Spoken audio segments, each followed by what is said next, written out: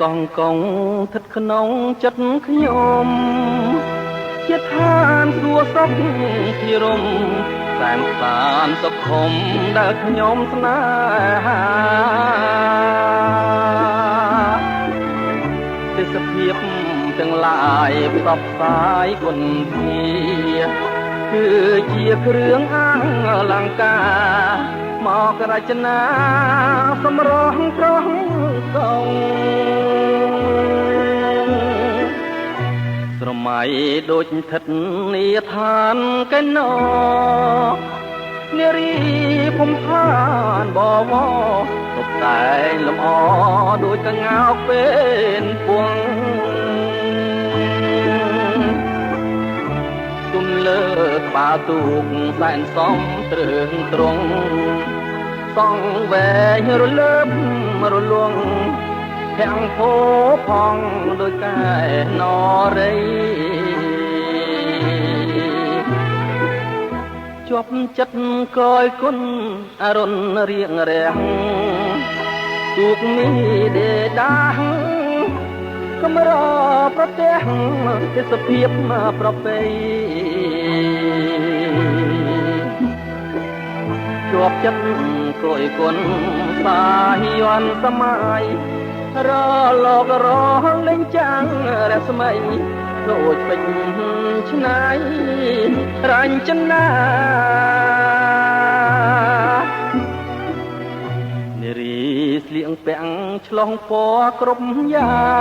ងអង្គុយក្រហមដើមកោងកាងសម្បត្តិសំអាងងូតទឹកដ៏ថ្លាខ្លះស្លៀងពាក់ខ្លីអាវស្ដើងសង្ហាពីអ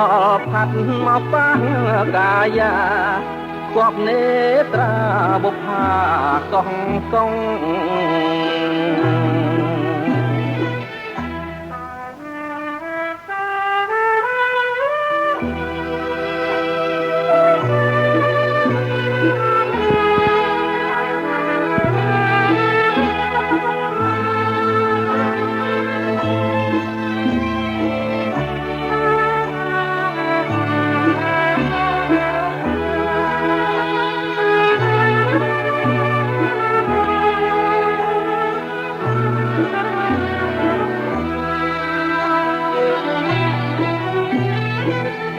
ជាប់ចិត្តកយគុណ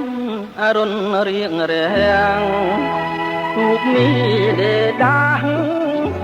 កម្រប្រទេសទេសភាពប្រពៃជាប់ចិត្តកយគុណសាយ័នសម័យរលករលេងចាំងរស្មីដូចពេជ្រឆ្នៃរញ្ចនានារីស្លៀកពាំងឆ្លុះពណ៌ក្រុមយ៉ាង